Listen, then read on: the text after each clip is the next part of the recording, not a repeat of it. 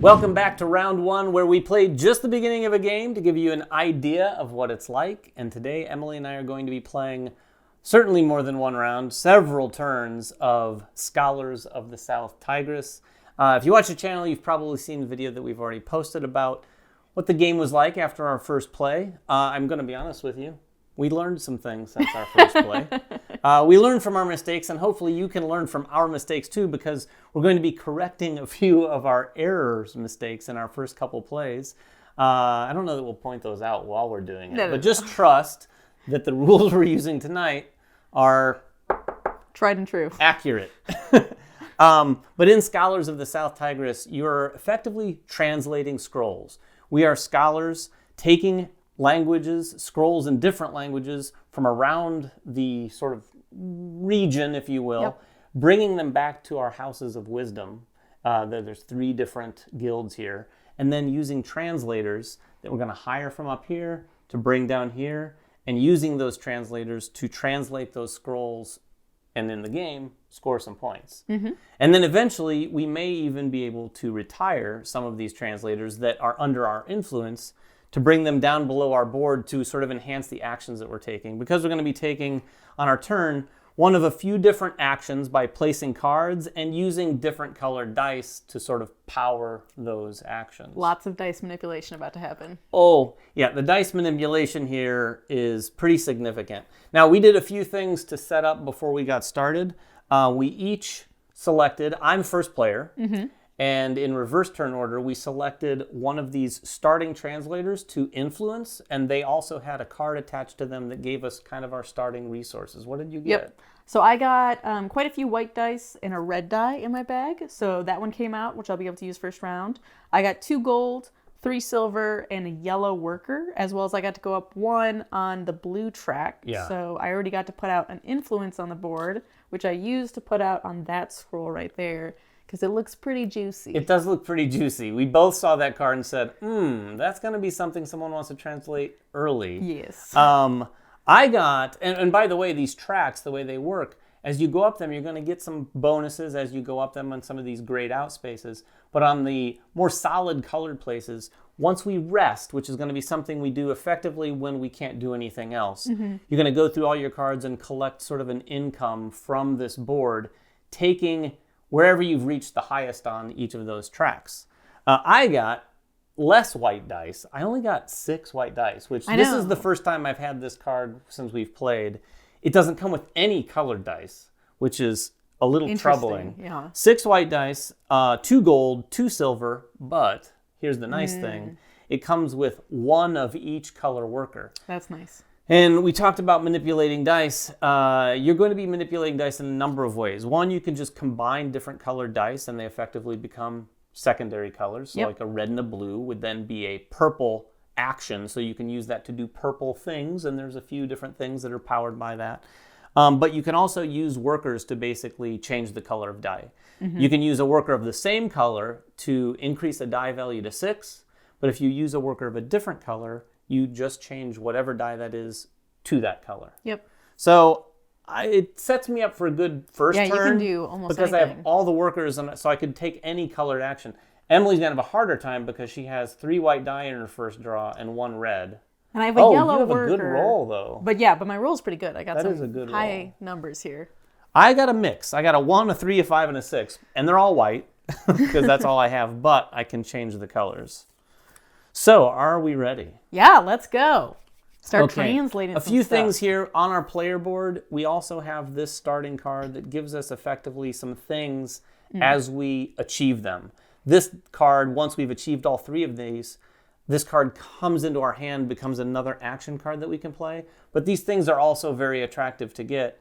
We're going to get a white worker, a blue worker, and then a die usually. Yeah, sometimes it's not, but usually it's one of those secondary colored dice. So we'll just have to remember, we don't have the white and the blue worker on there, but we'll have to take them when the time comes. Sure. So, are we ready? Yes. Let's get into it. Yeah, and if you don't know how the game is played, take a look at our other video. We kind of cover that for the most part, but you can just follow along with this playthrough. And I am going to do what we both talked about. So across my board here, I have the recruit action, the travel action, the research action, and the translate action. And then, again, some repeats of that. I can use this space to either recruit or travel.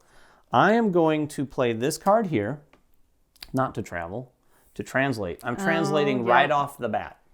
And I'll show you how this works. So I'm going to translate. I have to power this. So I'm going to translate one of the scrolls that we already have in our House of Wisdom. Are you going to take the one that looks the best? So this one, if I do it, I get another purple die, which is so huge. Pretty massive this early in the game.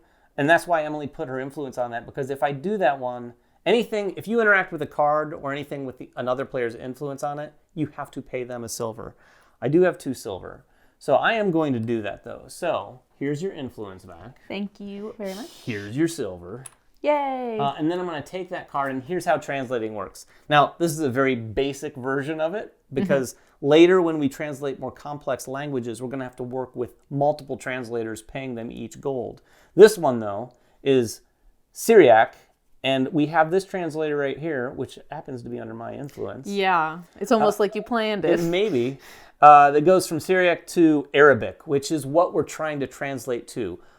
All translations lead to Arabic, but some of them, like I said, take multiple routes. So if you want to go to Greek, you might have to go to this person from Greek to Syriac, and then also use my translator to go to Syriac to Arabic. But I don't have to do that, but I do have to pay her a gold. There you go. Which is fine. Once I pay 2 gold in this position, she will retire and then become part of my tableau. Yep. I don't have to pay myself silver for the influence, but that translates this card. So I'm going to get some end of game scoring, but 2 things happen immediately. One, I'm going to get that purple die, please. Here you go. That immediately goes into my bag. There are some icons that let you take die right into your hand, but this is not one of them.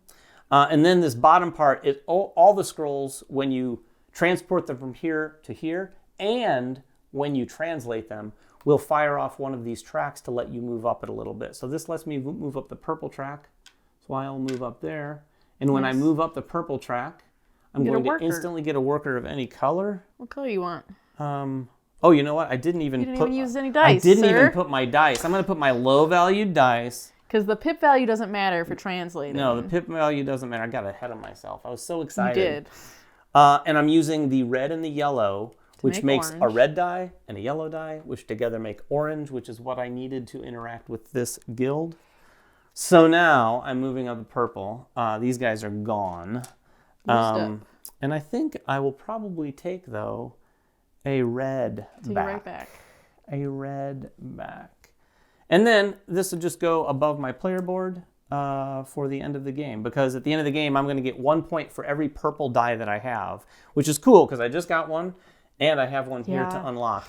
That's not a ton of points, but I'm also going to get 2 points if I have 4 or more red die at the end. So I think you're going to be going for red heavy. I've got goals anyway, so we'll see how it goes. But that's 1 turn. Now it is your turn. All right. Well, you did give me another coin, which is helpful to me because I actually want to travel. And I'm going to travel just using 1 die. I don't need to use both of them. And since I have some high pip values, this is going to be just enough for me. So I'm going to move 6 around the board. Oh, you're going to use all 6? You don't have to use all 6, but she's going 1, 2, 3, 4, 5, 6. Yep. Because I want to land on that scroll specifically. And that scroll is going to, when I collect it into one of the guilds, I'm going to get to move up the bottom track. Oh, nice. So I get to move up the red track, which is immediately going to give me a gold, which I love. And then because you just took that one, actually, I'm going to go to the orange. So that's going to cost me 4 coins. Thank you, David, for the coin. Exactly that gave you just enough? Gave me just enough. Perfect. It's going to give me 2 influence in the orange guild. So I'm winning that one right now perfectly.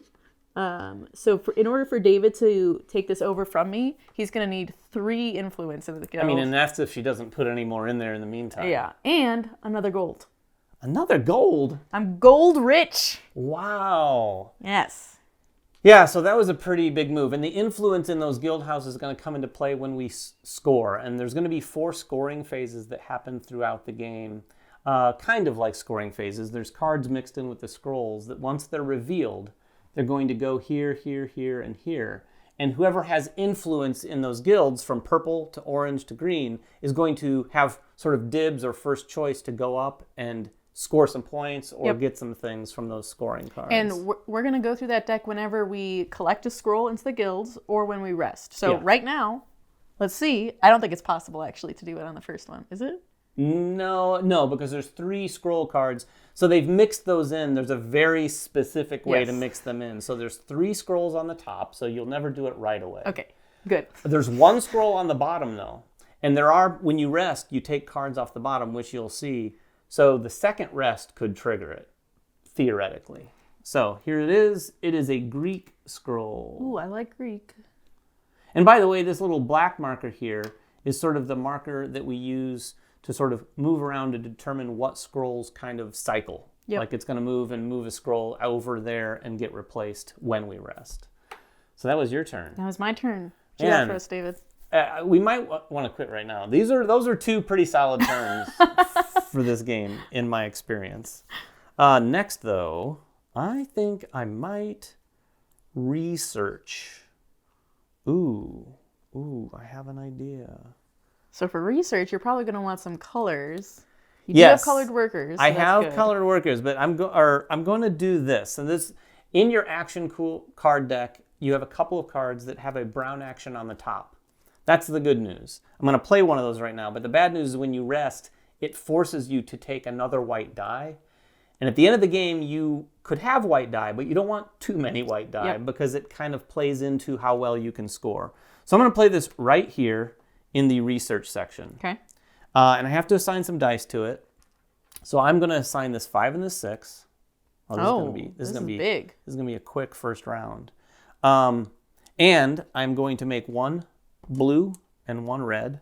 Okay. So effectively, this is a purple 11 for research. Wow. So because it's purple, I'm going to be moving up the purple track. These actions here are your options when you interact with this. Before I do that, though, I'm going to activate this bonus action that was on that card to get myself another gold. I was wondering. I was like, how are you going to do that without the gold, David? Which I need because I want to do this one right here because you need a value of 10 or higher, which I have. I need this color, which is purple, and then you need 2 gold, which I'm spending right now. It lets me go up twice, 1, 2, on the purple track, and get 2 silver. So I got some silver back. I'm up on the purple track, so I'm going to be getting 3 silver during income. Dang. And immediately, I'm getting purple influence. Pretty good. Which isn't too shabby. And that means I'm winning for now in the purple guild. But that also means I'm going to be resting next turn. Yeah. Already. So we'll play probably a few turns, maybe rest once or twice, and show you how the game goes. Okay, I am going to take the research action as well, actually. But I'm not going to do it You're not going crazy? as much as you did, no. I'm going to use my red die, and it's a 5 value, so I can only do at the 4 or more. So I'm going to pay 1 of my gold, and that's fine because I'm gold rich right now. And you don't have to brag. I will, though. I will. Okay. I will go up the red. And so when we do income, now I'll get 2 workers. Yeah. Nothing immediately, but when we get income. However, immediately you do get 2 silver. 2 silver. You almost always get 2 silver unless you're using the sort of weakest version. And I have to admit, I've never seen anyone do that. In this one. That would almost seem like the closest to a failure turn in this game. Well, I mean, especially for you with all your white dice, I mean, you might have to at some point. That's true. One thing we haven't done yet, and we probably will after we rest here, is interact with the translators to get them down here. Because it's coming. There's some, okay. It's coming, don't worry, There's David. some options there. I just need silver. So it's back to me. Yes. I don't have any dice. You don't have any dice. So I don't have any cards that have dice printed on them. There aren't any in the starting deck, but if we get this one, it has a 5 on it, and you could just use it by itself. But I don't have that, so I'm going to have to rest. So when you rest, you go through this step. The first thing you do is you reveal the bottom card of the scroll deck. So like I said, this cannot be a scoring card. Good. Thankfully, I shuffled correctly. It's a Greek card, but the first thing you look at is this point value right here. It's a 2. So we're going to move this token, and this just moves on the black spaces. 1, 2. Yep. And then as long as this card here does not have influence on it, which it doesn't, this card gets bumped over here, and this one goes right here. And when cards get bumped over, they just go into the highest, most left spot, so it's going to go right there to become another card in the purple guild. Nice, I like it. The next thing is I'm going to gain income. So now you don't go all the way across this. You just simply fire off the cards that you played. So this early in the game, having spent 2 dice or 4 dice on just 2 cards, I'm only going to be doing a couple things. The first one, like I said, is not great. I have to take another white die. There you go. It's More not, white dice. It's not the end of the world. The next one I like, though, and I played this purposely, to fire off and get whatever I get on the purple. And I've surpassed this level right here, which gets me 3 silver. You're so rich. I am quite rich. How many is that? 5, 6? I have 6 Jesus. silver. It can come into play significantly, for sure. And then the next thing you do is you return all unused... Don't forget, you're going to also get... Oh, that's right. I forgot. I usually cover that space up. I know. You usually do more to turn. Yeah, I do. So this one allows me to get a white worker. And it's nice that you have some pre-printed on here, so you are getting something, even though you're resting pretty early. And then this one, which is sort of our starting card flipped over, is going to remind us that this is when we draw our dice. So I'm going to draw 4 dice, which is based on where you are on the blue track. Do I have 4? I don't think you even have 4. I think you have 3. No, I got that purple and I just got the white. So when you draw dice, you roll them up. Oh! Wow! Wow, that's big. All 5s and 6s. So David. 5s and 6s, and I've got that purple. So I've got my dice, and then you're going to return all your used dice to your bag. And then finally, you take the cards back into your hand. So you have the same cards every round between rests. And that doesn't really change. And it's, like I said, 2 cards will give you some bonus actions. And the other ones, all they differ is at the bottom, which track that you're going to get during income. So that was my rest. Nice job. I'm going to do a little bit more in my first round before resting. Okay. So I still got some stuff to do. I am going to... use this one, and I am going to take that higher action. So I want... The pip value does matter here. Because but color does not. Color does not. So I actually think I'm going to use my lowest pip value. I'm going to just do the 3, because I want that man right there. This guy? Yes, I do. So with the 3, she could get these or one of these. So you're taking this person? I'm taking him specifically. Are you recruiting him, or are you... dispatching him? I'm recruiting him, and that's what I wanted the silver for. So I can pay up to 2 silver. I think I want to go where there is a worker. So I'm going to go right here. Yeah, so then you flip it over, and she pays this amount right here to place him here, and then you'd put your influence on it. Now we have another translator that goes from Greek to Persian. Yep. Now, her other option there, if she didn't want to recruit him and bring him down here, you can dispatch them. And when you do that, you do everything she just did, except instead of bringing him down here and paying silver and placing him, you simply put him to the bottom of the deck, and you take what's in the upper right-hand corner of the card. Sometimes that's just taking things. Sometimes it's paying one thing to get a few other things. Sure. But in a pinch... it can be pretty good. It can be really good, and it's something we'll definitely do throughout the game. And I specifically did him because he was one of my objectives. So now I'm going to also get a white worker. Oh. So this space gives me a colored worker. I'll take a red. Red worker. And then also the white from him. Oh, man. I know. That was nice. Trying to get some workers this one back. Gave you a work? Oh.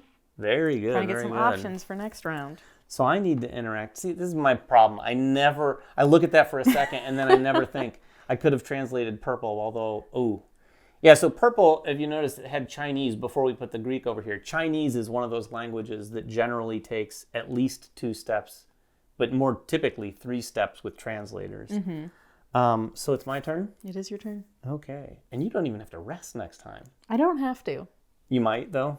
I might. I mean, so my options are going to be to either translate, but I only have 1 die, so that seems unlikely. Or I can hire or travel again.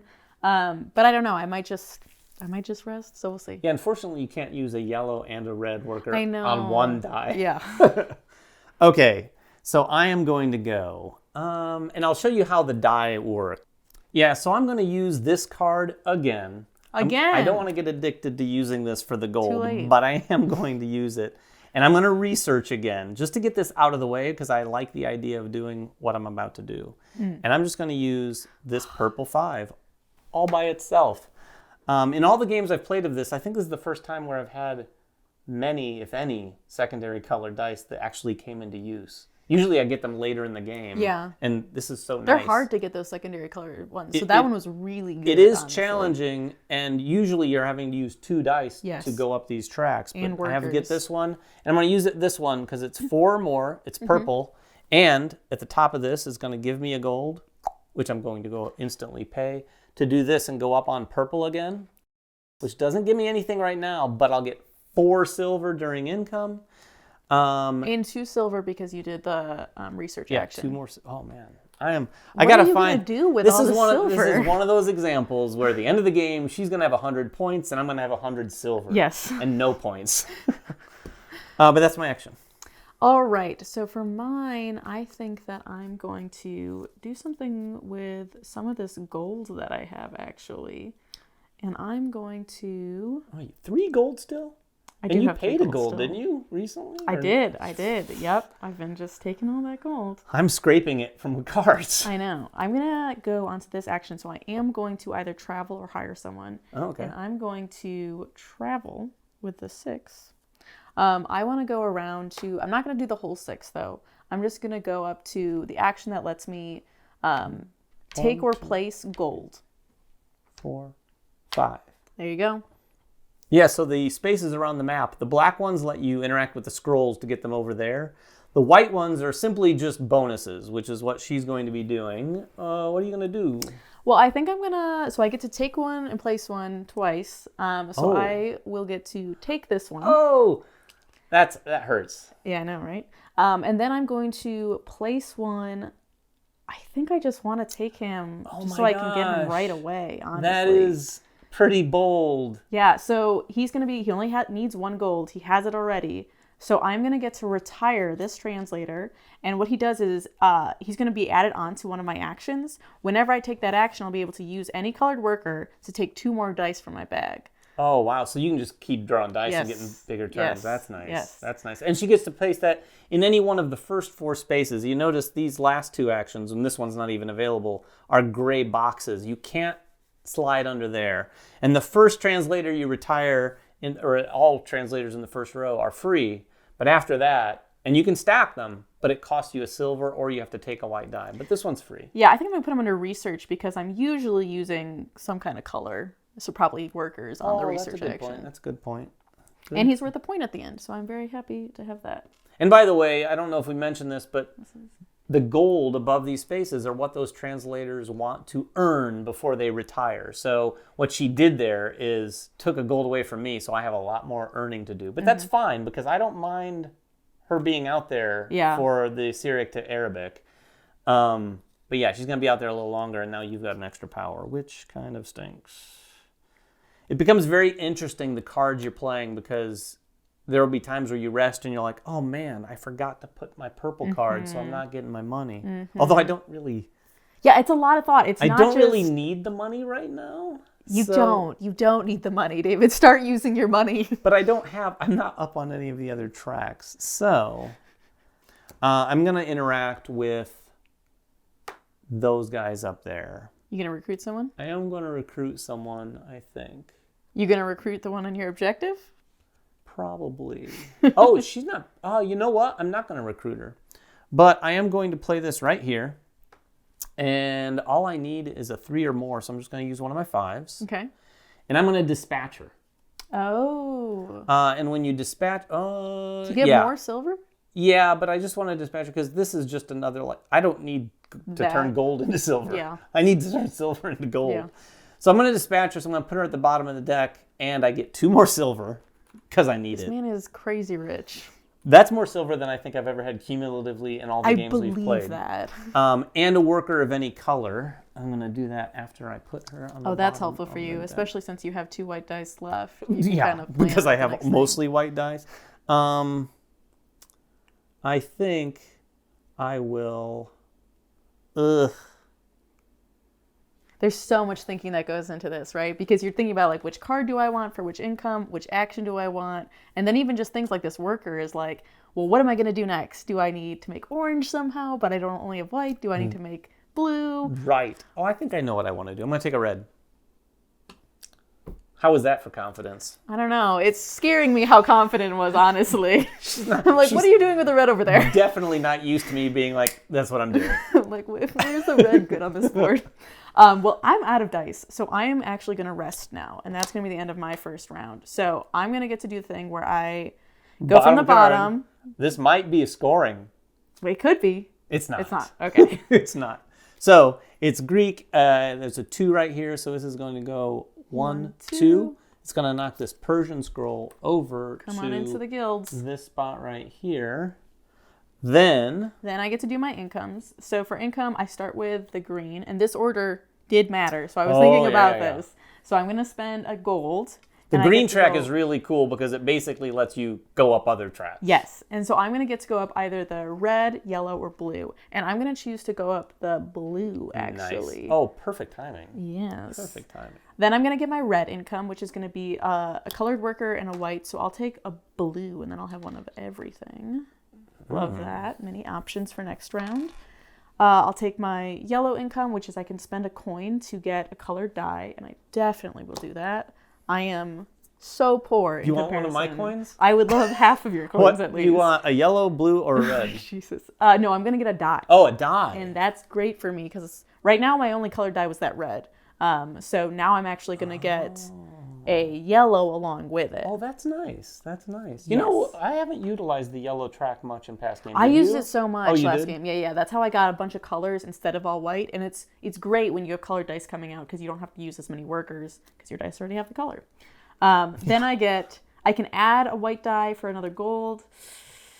I think we're early enough that I do want to do that because the gold is just a really valuable resource. Yeah, as long as you can find ways to cull dice. For instance, this character up here, if you can take her, recruit her, and then retire her, you're able to, in fact, she would be perfect She'd for me. be great for you, honestly. You spend silver to get rid of 2 white dice. And at the end of the game, we'll tell you about it when we get there, but if you have a lot of white dice, you're going to lose some points. Yeah. And then also competitively, the difference between your colored dice and your white dice, whoever has the smallest amount of difference there is going to get some points as well.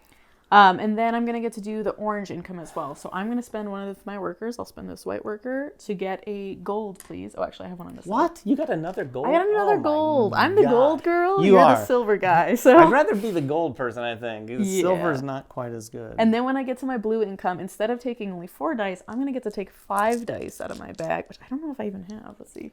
Can I just say? I do. I have all 5 dice. I feel like we're playing a superior game overall. Yes, to our other I do games. feel like this game is one that definitely takes a little bit of a learning curve. Like the first time you're doing it, you're like, whoa, and then I could do that and this and there. I don't mind saying I'm impressed with us right now. And then immediately when I take them, I'm going to get to roll them. Oh, that's not David. so great.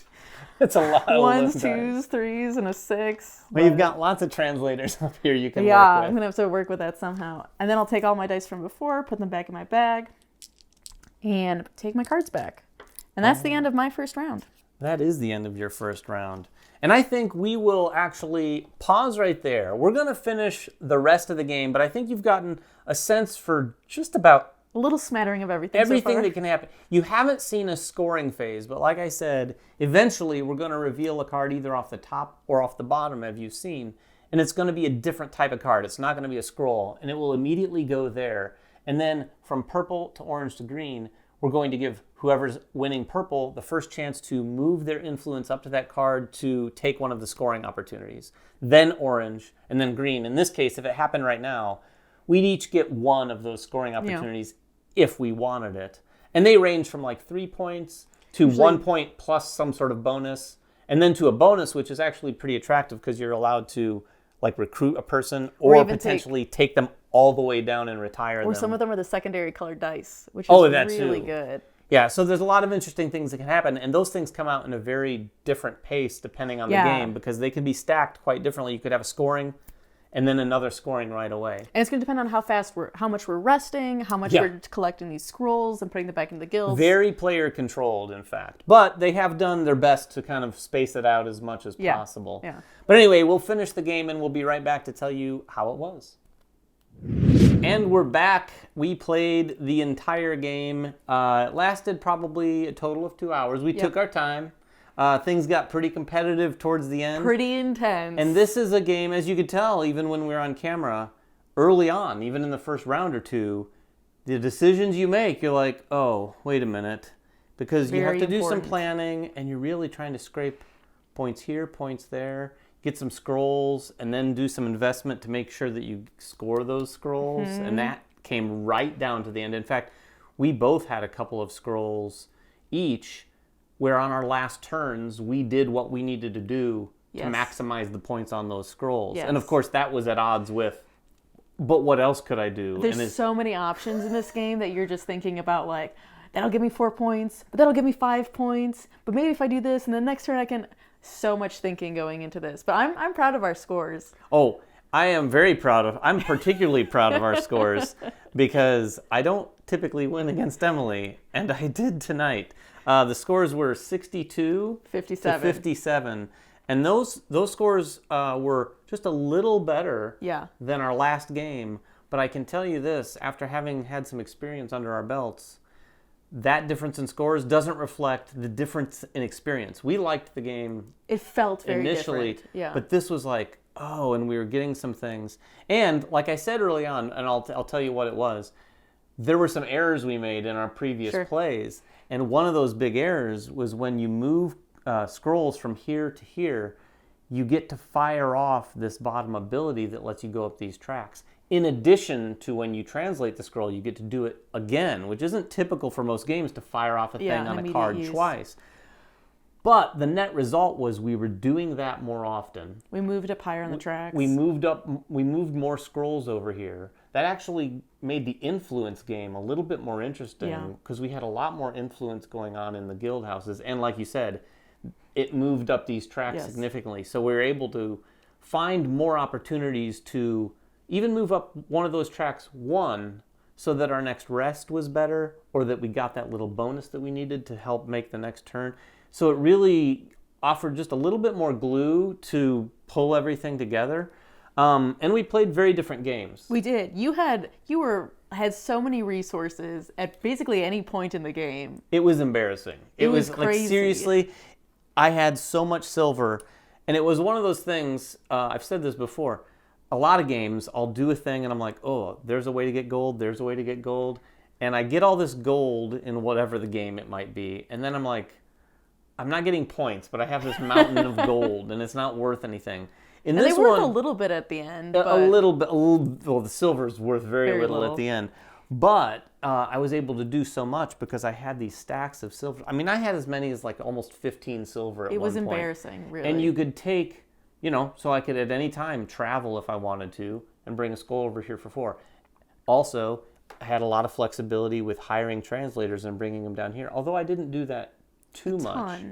And then you saw Emily in the very first round, or a couple rounds, get a translator retired and below her board. She did that quite a bit more than I did. I had a lot of retired translators, so it was great when I was taking these actions because I had everything on the bottom in addition to my actions. So when I was researching, I could use my white dice as blue. I could also then spend any of my workers to get 2 more dice from the thing. And it was just making these really bigger turns with everything you're doing. Yeah, it was interesting. And we translated about midway through the game, we kind of recognized, we're not translating as much as we did in the last game. But I think maybe in the end, we translated nearly as much. So we each started with 1, and we each translated 4 times, right? In several different languages. A couple of the things that happen in this game that I think is worth pointing out is the way the cards are stacked in the scroll deck. We recognized this in our first play, but we knew about it. So this time, that experience of kind of figuring out the player control control of pushing the game through was a lot more interesting. But those scoring cards can come out because you shuffle micro decks. Basically, you have 3 cards, 1 card, and then 4 little decks of 3 cards, one of which is a scoring card in the middle. And then you put all those together, but it's such that 2 of those scoring cards could end up being right next to one another. I think we had one point where there were like 6 cards left, and 3 of them were scoring. Yeah, we were like, if we rest or if we take a thing, it's gonna score likely. Yeah, that was exactly the case. There were 6 cards left, and we thought, well, surely either the top or the bottom must be a scoring card, and it was indeed the case. So the game went, and we had that 1 scoring card out for a while, but then boom, boom, boom. Right. We got the rest of the 3, and before we knew it, the game was over. And yeah, we jockeyed for position on a lot of things right up until the end. The green guild house was a bit of a battleground for a little bit. Back and forth. But then I had some plans there because 2 of my scrolls were for having influence there. And the nice thing is, too, when you don't win one of those guilds, you don't get one of those extra bonuses, but you do get a consolation prize. Yeah. So I was getting a gold even though I didn't win it, which was great because gold is kind of a hard resource to come by, and I definitely needed it to translate scrolls afterwards. Yeah, and it's an interesting dynamic because you see the consolation for purple, even though purple's the first one for the winner to go up, the consolation is less, but that consolation for green, a gold is not bad. Yeah, and good. I think you actually used that it gold right away in the last round that way. Yeah, and we all went up the different tracks. I'd say orange was the only sort of like one that we didn't touch. You didn't touch purple, and this is why I had all the silver that I had. Yes, because you had that income. I climbed up here. Well, I think I did that pretty quickly in the first round or so. But then I just decided, well, you know what? I'm just going to go up there so I don't have to worry about it again. Yeah, I went up red because I had one of my translated scrolls that was giving me more points if I made it to the top of red. So it's interesting how it kind of like pushes you towards these different things, right? You guys saw from the beginnings cards we have. It kind of tells you kind of which ways you might be going in the direction. But then you get these new scrolls coming out, you see new people coming out, and you start going like, oh, I want to do that, and now I want to do that, and now I want to do that. There's a lot of things tugging at your decision-making process. I would say, and tell me if you disagree or agree, I think the single biggest difference between our 2 games here was our bag of dice. I started with just those white dice, as you saw, and at a certain point, so part of the endgame scoring is you subtract your white dice from all your colored dice, and whoever has the best difference, basically, gets some points. But in a 2-player game, it's only 2 points. So at a certain point, I thought, that's fine. Now, I also did lose 3 points for having far more than 6 dice. If you have 6 white dice or more, you lose 3 points at the end of the game. I was able to get it down to just 5 white dice. Did you have 5? I didn't have to take those negatives. I had 1, 2, 3, 4, 5, 6, 7, 8, 9, 10, 11 white dice. Yeah, quite a few, David. So had the penalty been more than that, I would have been in trouble. But I was just getting tons of workers, just like the silver. Oh, yeah. Gold was my weakest suit, but I ended up turning that on as well. But with all these workers, what it does is you're going to lose out on some of that situation. You're not going to have those color dice coming straight out, but you have complete control. Yes. So even though you have white dice, if you have a couple yellows, a couple reds, a couple blues, you can make them any color you want, effectively. I do have to say, though, too, that David was rolling quite well. Oh, that is true. All game. That is true. 5s and 6s all the time over here. 1s, 2s, and 3s. But it is nice because even when you have the workers, too, you can use the same color worker on a die to bump it up to a 6. Yeah, you can mitigate the dice with the workers. Had to do that a couple times. I think the only other saving grace, and I would say generally it's better to roll high. Yes. Because it's not like you can't use the high die on the low value things. You can. There are some things where the pip values don't matter, like translating. So strategic placement. That's okay. But when it comes to this out here and hiring these guys, and even making your way around this, the higher the better. And I did have some stupidly lucky rolls. It was comical at some point. It really was. These are 4 of my last dice that I rolled included 3 6s and a 5. 3 6s and a 5, and that was just, I had 3 more dice, and it was a 4 and another 5 and maybe another 6. It was crazy. So that's probably tells the tale of the difference in the scores right there. But that was our experience playing Scholars of the South Tigris. If you have any questions about the game, please make them in the comments below. Hopefully, this gave you an idea of how the game flows. I think we covered just about everything you could do in the game just in that first round or so. But like I said, if you have any questions, make them in the comments below. And until next time, make sure everyone has fun at the table, and we'll see you then.